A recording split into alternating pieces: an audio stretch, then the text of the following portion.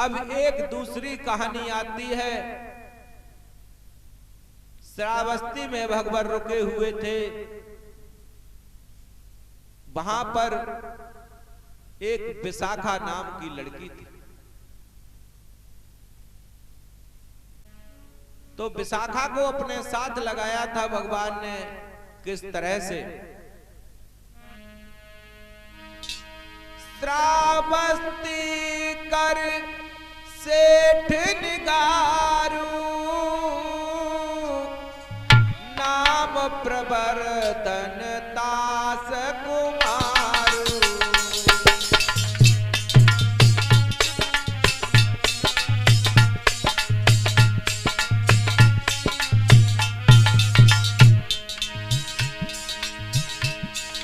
पैसे बेआवत के चल आई,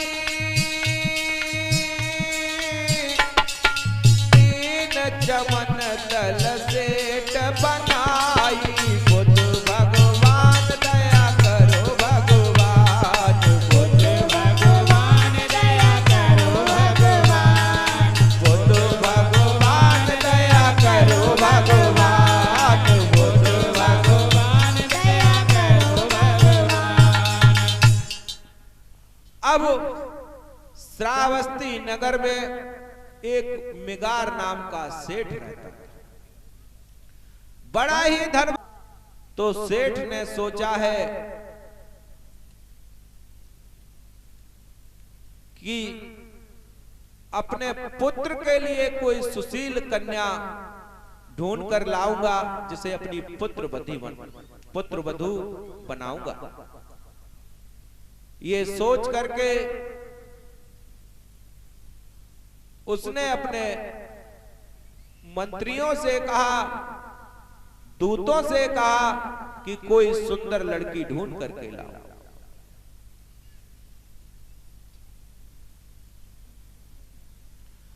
अब इधर से ये दूत चले हैं, उधर से संग सहेलियों के साथ में लड़कियां चली हैं, विशाखा उनके साथ।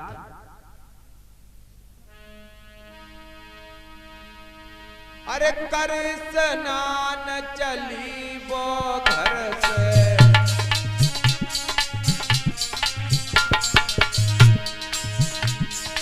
तब ही ऊपर जल है परसो।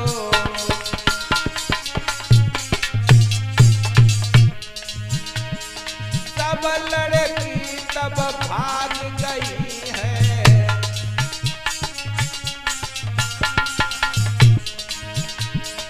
एक लड़की पीछे बाहर रह गई।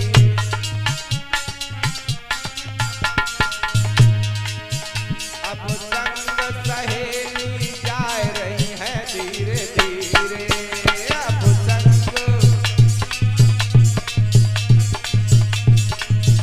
और बिटिया मन घबरा रही है धीरे धीरे, अब बिटिया मन घबरा रही है धीरे धीरे।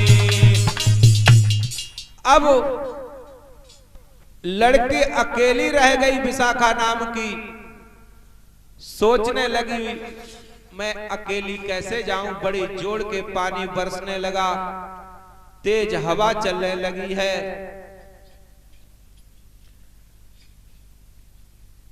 तो वहां पर ये दूत पहुंच गए। ये धीरे धीरे जा रही थी। दूतों ने पूछा है बेटी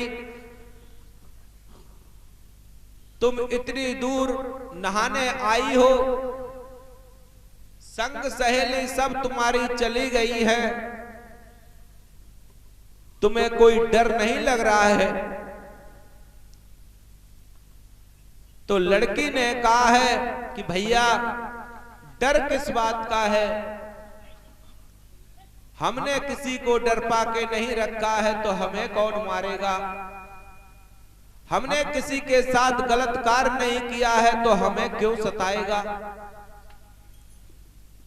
और उस लड़की ने कहा है मुझ पर दौड़ नहीं हो रही है, मुझ पर भागा नहीं जा रहा है, वो लड़की समझाने लगी है ये शरीर माता पिता ने दिया है, माता पिता का शरीर हम बर्बाद कर दें इस पर हमारा अधिकार नहीं है। अगर ये पानी बरस गया है और हम भाग कर चलेंगे तो कहीं गिर गए हमारी टांग टूट जाएगी, हमेशा के लिए मैं लंगड़ी हो जाऊंगा। और फिर भागने के लिए कोई इनाम नहीं रखा है। लड़की कहने लगी है भैया, अरे कपड़े भैया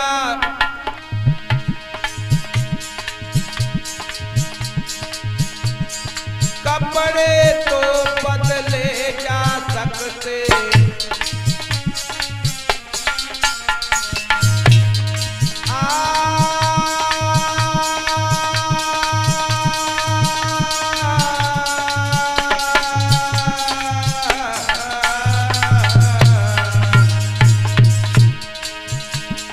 कपड़े बदले जा सकते हैं,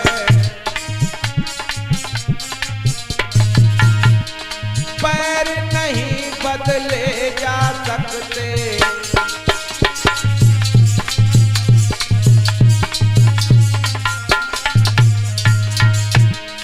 और कहने लगी है सुनो भैया, रस्ते में कीचड़ है भारी, रस्ते और पैर फिसल जाए होए जाए ख्वारी,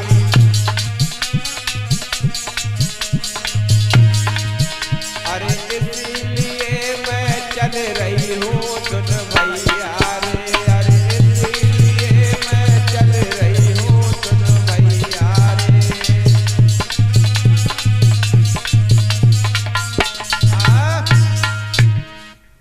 कहा है उस लड़की ने, अगर मेरा पैर टूट गया तो पैर बदल नहीं पाएगा, इसलिए मैं धीरे धीरे जा रही हूं।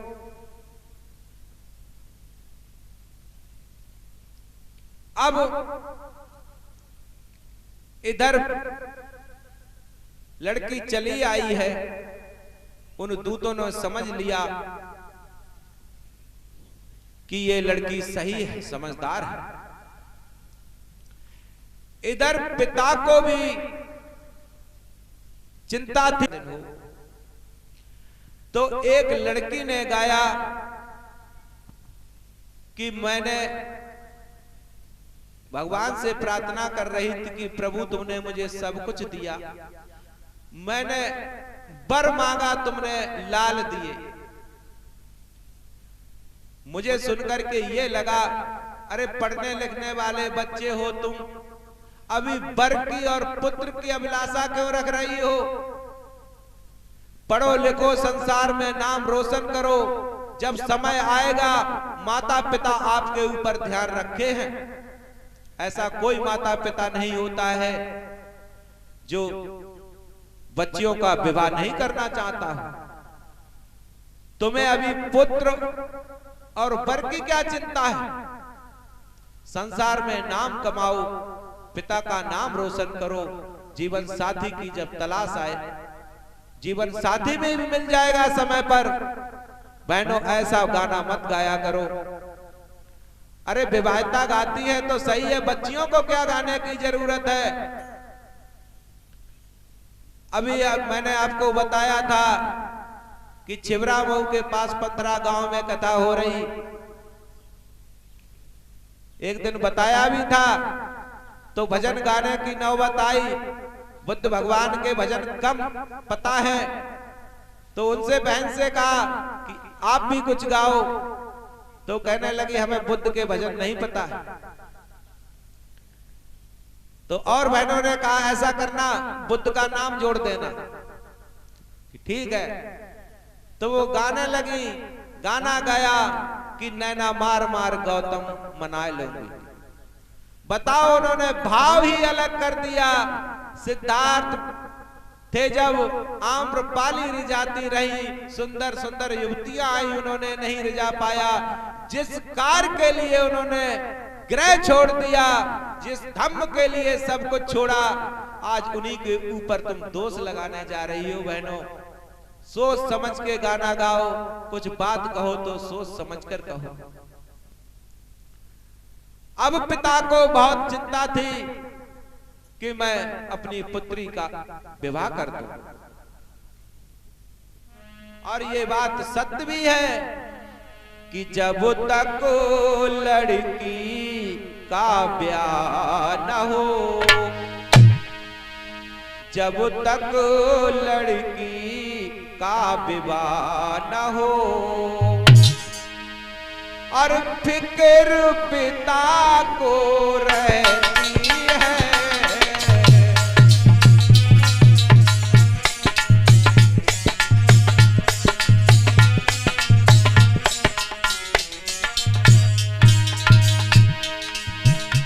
जब तक लड़की का विवाह न हो, तो फिक्र पिता को रहती है। बाबुल मैया के पास में तो,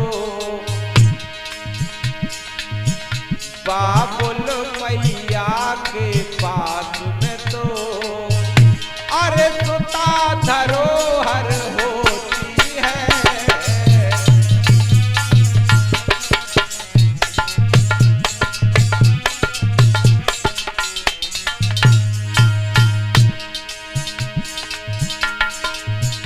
जिस तरह दुकानों में सौदा व्यापारी लाकर रखता है,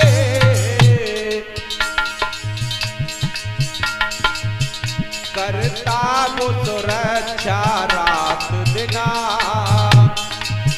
करता वो सुरक्षा रात दिना, आलस भी भैया ना करता।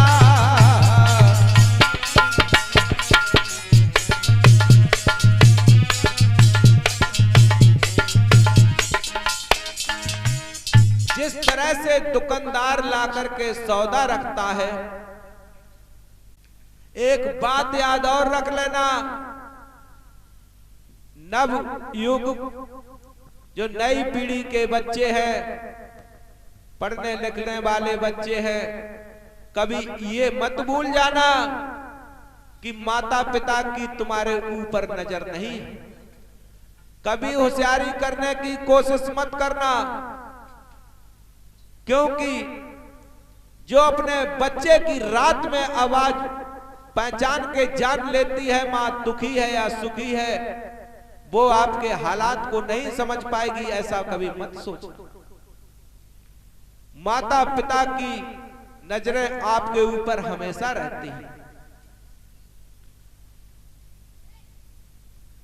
माता पिता के बारे में मैंने बताया भी था कि माता पिता से बढ़कर के दुनिया में कोई नहीं, क्योंकि जब जिंदा तो उधर दूतों ने जाकर के मिगार सेठ को बता दिया कि मैंने एक पुत्री को देखा है, बड़ी सुशील है, समझदार है। इधर विशाखा के माता के पिता के पास में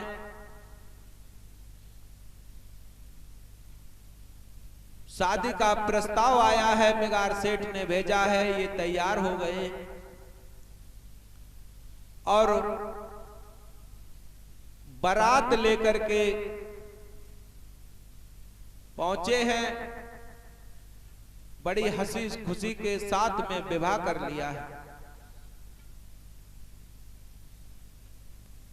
ये 50 रुपए का धम्मदान सुमन जी ने दिया है। भगवान इनके घर में सुख शांति दे। अभिवादनशीलस्य निचंग बुढ़ाप चायनो चत्वारो धम्मो बड़न आय बड़ो सुखंग वल्लंग मंगल हो मंगल हो मंगल हो।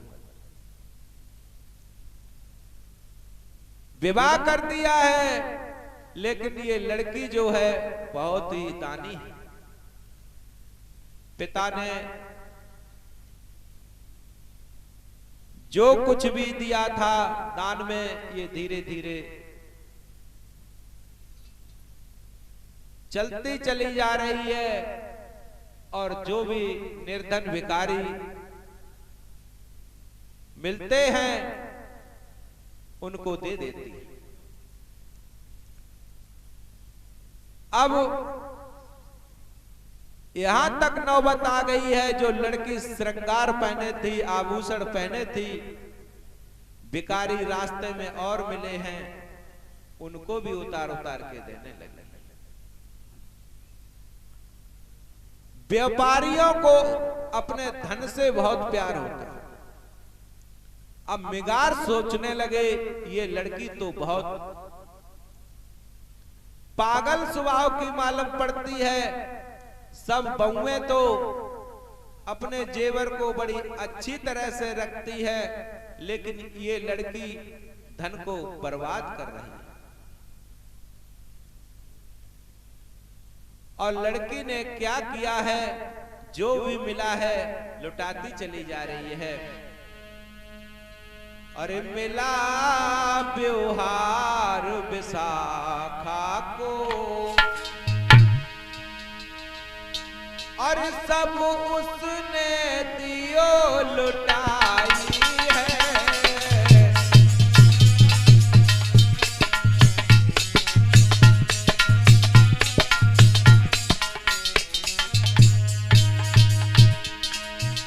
मिला व्यवहार जो लड़की को, भैया वो रही लुटाई है। मिलते जो दीन दुखी उसको, मिलते जो दीन दुखी उसको, दे उसको तो वो बहाई है।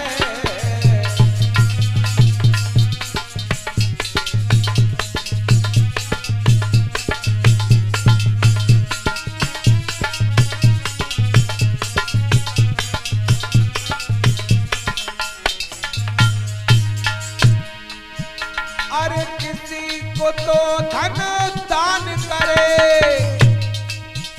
और किसी को वस्त्र गहाती है।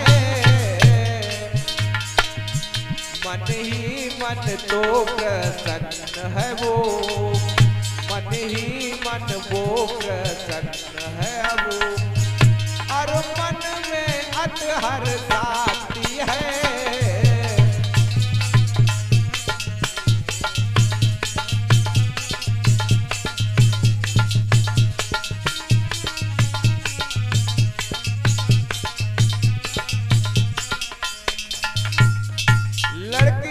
बड़ी प्रसन्न होती चली जा रही है, और ससुराल में पहुंच गई। जो उसे दान में मिला था उसने सारा का सारा धन लुटा दिया।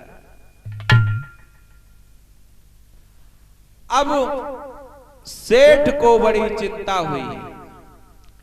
सेठ सोचने लगे हैं ये कैसी लड़की है जो धन को बर्बाद करती चली जा रही है।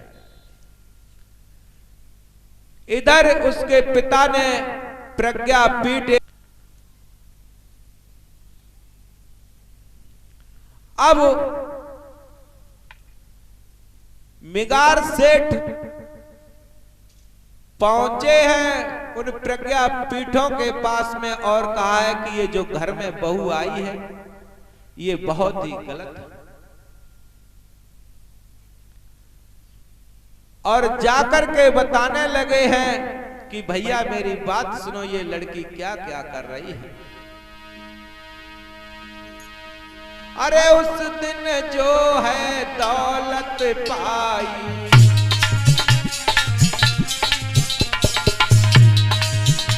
हे भैया भैया दौलत पाई,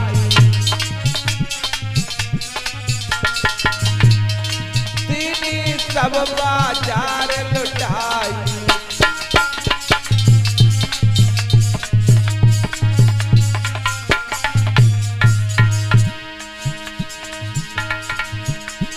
खर्चा करती बहुत बेचारी,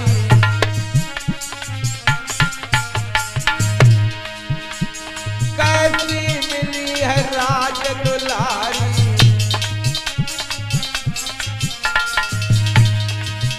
अरे सेठ वहां समझा रहे हैं धीरे धीरे,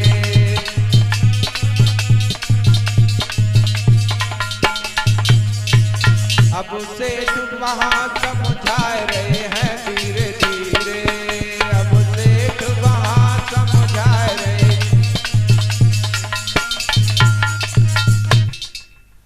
अब सेठ ने उन प्रज्ञा पीठों से कहा है कि ये तो सब लड़की धन लुटाती चली जा रही है। अब प्रज्ञा पीठ जो समिति थी उनके पास में गए हैं, तो उस लड़की से पूछा है तुम क्या करती हो? तो प्रज्ञा पीठ ने को बताया उस विशाखा ने कि धन जो मैं दान करती हूं बर्बाद नहीं करती हूं। कोई दुखी है, कोई सुखी है, भूखा है, प्यासा है, तो सेठ लोग जो होते हैं उनका ये कर्तव्य होना चाहिए, पड़ोसी का बच्चा भूखा रो रहा है तो भोजन उसे दे देना चाहिए। इसलिए मैं दान कर रही हूं, कोई भूखा ना सोए, किसी का बच्चा नंगा ना घूमे। अब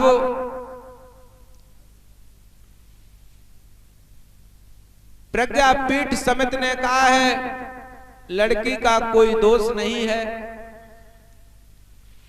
मिगार सेठ बड़े चक्कर में पड़ गए, और जो प्रवर्धन नाम का लड़का था ये कुछ भी नहीं करता था, इसने मुर्गा पार रखे थे, उनकी कुश्ती कराता रहता था केवल।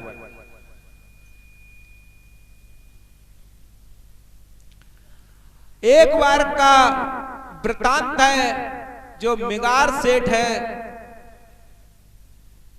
ये जैन धर्म से जुड़े हुए थे। एक बार जैन के साधु संत आए और इन्होंने अपनी पुत्र वधू से कहा है कि बेटी इनके पैर छुओ और इन्हें भोजन परस्तो। ये जैन धर्म के जो सन्यासी होते हैं ये नंगे धड़ंगे रहते हैं। लड़की विशाखा ने देखा,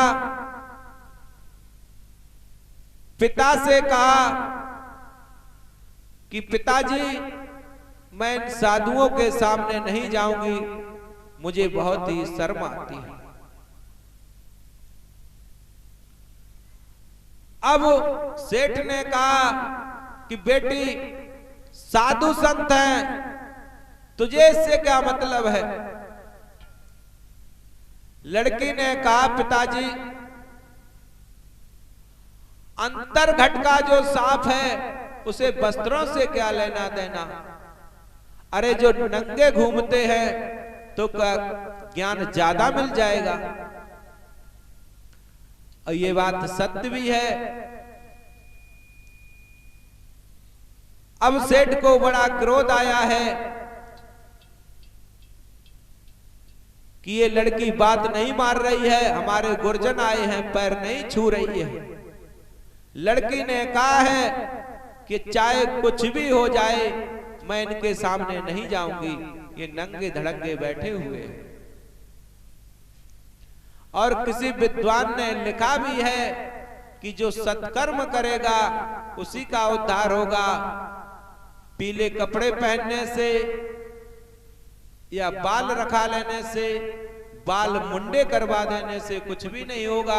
जब मन अंदर साफ नहीं होगा, आपके विवेकशील दया नहीं होगी। लिखा है विद्वानों ने कि तरेगा बही जाके हृदय पंचशील है, तरेगा बही जाके हृदय पंचशील है।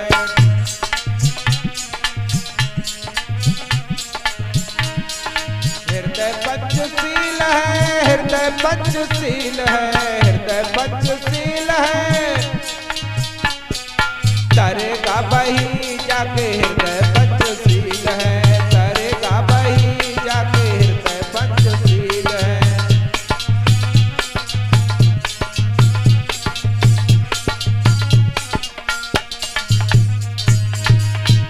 बताया है घंटा के बजाए कितने नर तरे गए, घंटा के बजाए, घंटा के बजाए कितने नर तरे गए। और गधा ना तरो जाको कर,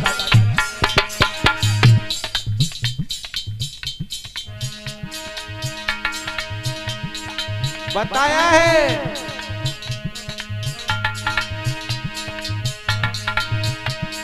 घंटा के बजाए कितने नर तरे गए।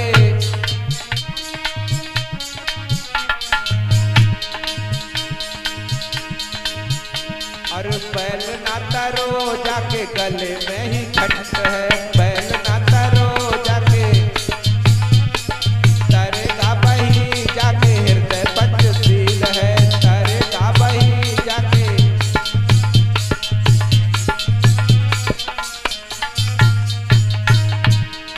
और गंगा के नहाए कितने नर तरे गए, गंगा के नहाए, गंगा के नहाए कितने नर तरे गए, गंगा के नहाए।